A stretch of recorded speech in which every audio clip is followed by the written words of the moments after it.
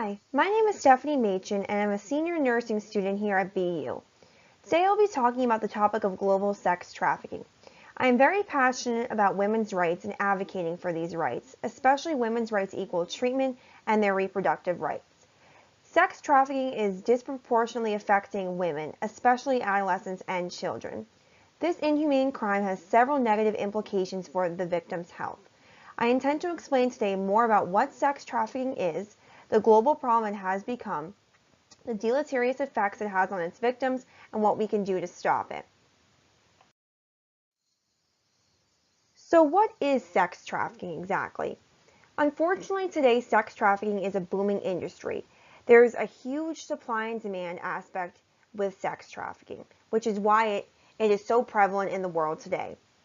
And I will further explain and elaborate on this supply and demand in the next upcoming slides. But sex trafficking essentially is an inhumane form of slavery that negatively impacts the lives of millions of people. So the formal definition of sex trafficking is and occurs when someone uses force, fraud, coercion to cause a commercial sex act with an adult or causes a minor to commit a commercial sex act. So what exactly is a commercial sex act? A commercial sex act includes prostitution, pornography, and sexual performance done in exchange for any item of value, including money, drug, shelter, food, or clothes. So below here is just some statistics about sex trafficking today. Unfortunately, sex trafficking is the most common form of trafficking, with 79% predominantly exploiting women and young girls. And almost 20% of trafficking victims are children, and in parts of Africa, 100% of the victims are in fact children themselves. In some areas of the world and countries, sex trafficking is the norm, with surprisingly women controlling and trafficking other women. Many of these women and victims go unidentified because they are silenced by fear by their traffickers or pimps, and then they are controlled as well, leading them to be misidentified. So on this slide, I break down the demand of sex trafficking. As I said before, current sex trafficking is a booming industry, and its market is fueled from this supply-demand ratio. So I broke this down into a three-step diagram. In this diagram, the three parties involved in this business is the buyer, the trafficker and the pimp, and the victim. So the buyer is any interested party that fuels the market with money. So these could be individual citizens in certain countries, or they could be individuals a part of these global sex traffic rings. And these are what supply the demands of the market, these buyers. The traffickers or pimps, these individuals can either be male or female, and in some countries these traffickers are not even viewed as criminals because this practice is a norm. These individuals exploit victims and take victims from their homes to earn the revenue that they want from the buyers. And the victims is these individuals, which can include both boys and girls, that are forced to participate and live this lifestyle of trafficking. And these individuals essentially are then sold for a profit. So these are the supply of the market.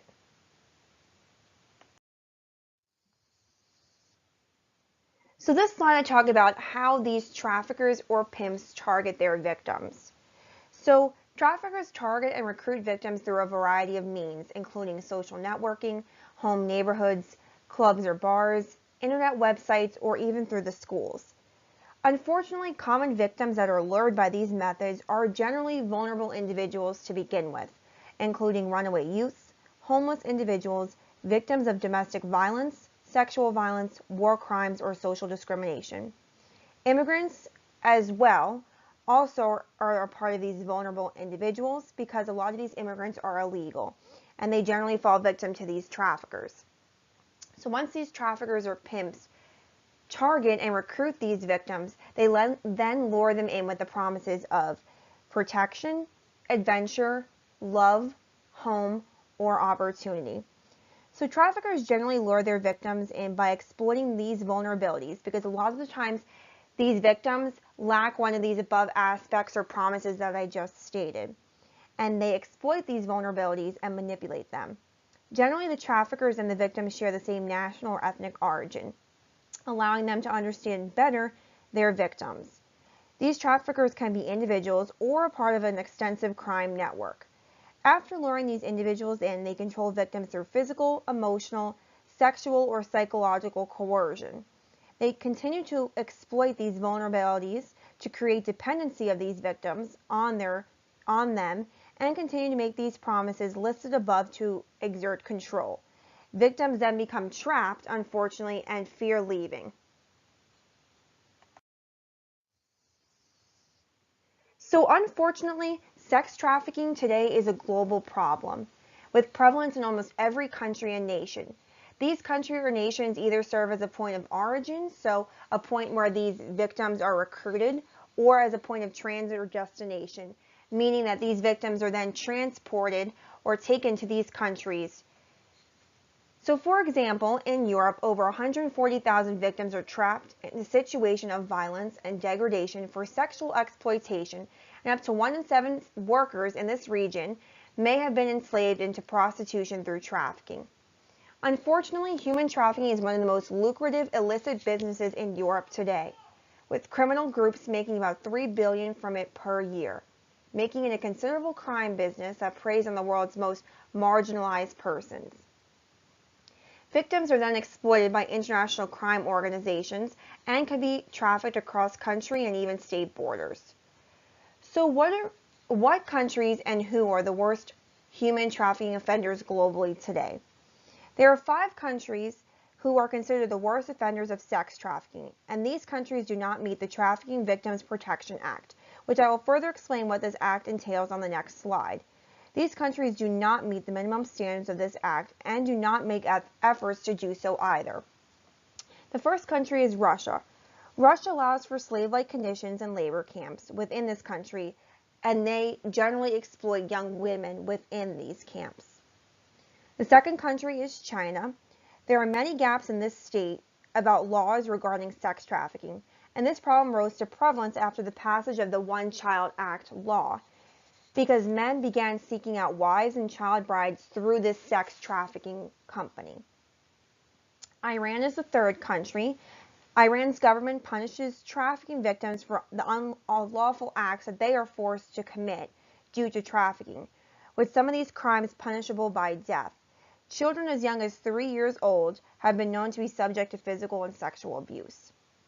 Belarus is the fourth country, as this country has not approved a draft of the State Program Countering Crime and Corruption Act, which addresses human trafficking. And the last country is Venezuela. Sex trafficking and child sex trafficking are common, as an increase in sex trafficking in this minor sector has occurred. But the federal government has not led any investigations into any of these reports or created protection efforts for the victims.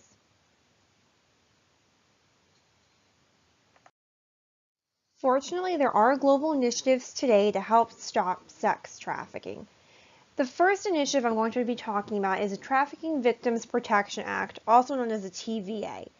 The TVA was passed in 2000 by the United States Congress, and there has been subsequent multiple amendments, including a 2017 proposed amendment in the 115th Congress today that has already passed the Senate.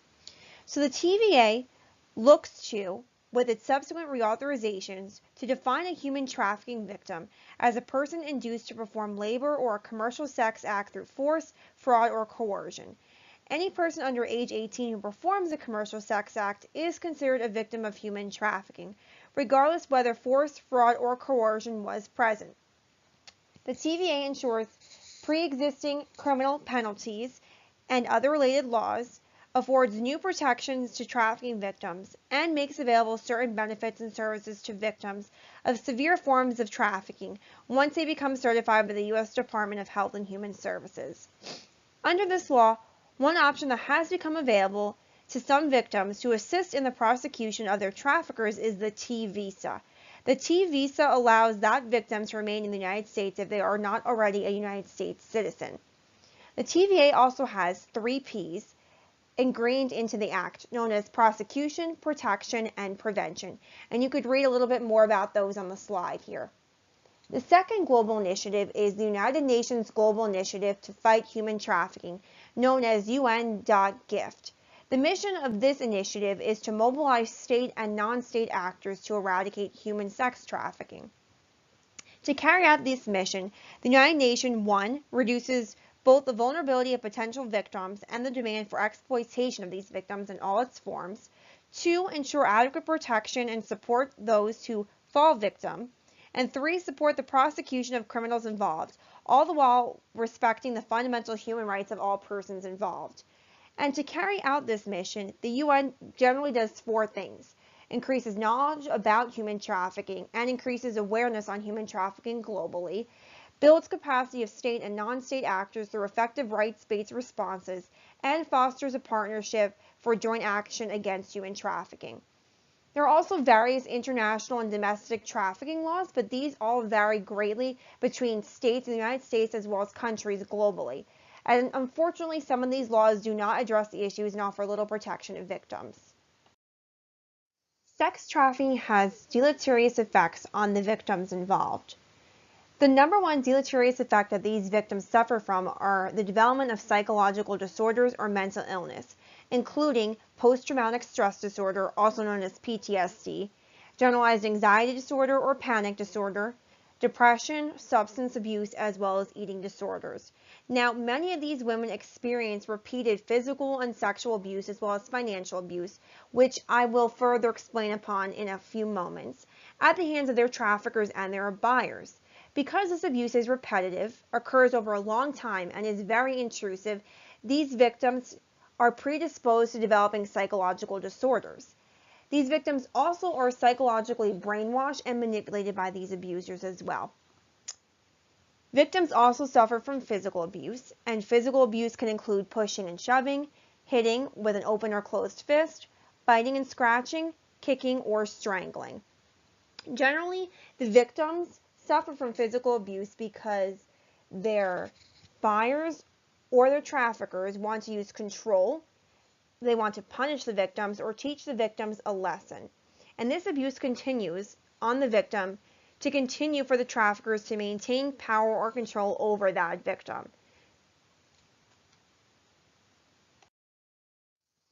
Victims also greatly suffer from sexual abuse.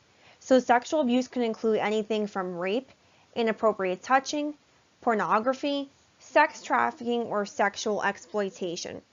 So sexual abuse is when the victims are forced to perform sexual acts or engage in any sexual relations with another against their will or their consent. Sexual abuse is usually used for self-gratification of that abuser, and the primary focus of this abuse is to cause physical, mental, and emotional harm to the victim. Threats, use of force, and manipulation are tools to use to coerce one into sexual submission. And unfortunately, such acts can take place when the victim is awake or when the victim is asleep as well. Victims also suffer from verbal abuse, including blaming and shaming and threatening of the victim families, or anybody who's a loved one for the victim. And verbal abuse are just generally derogatory remarks that cause oppression and intimidation in the form of communication. This tactic is once again used to gain control over the victim and to cause any sort of emotional torment or emotional distress. The last thing that victims suffer from is financial abuse, and the victim is generally dependent on the trafficker or their pimp to achieve minimum standards of living. So these traffickers or pimps withhold funds to prevent these women from getting jobs or generally even to engage in society, making these victims completely dependent on them. This allows for the trafficker or pimp to coerce or force the victim to do just about anything they want them to, as these victims need to do these things because they are completely financially dependent on them for food and shelter as well.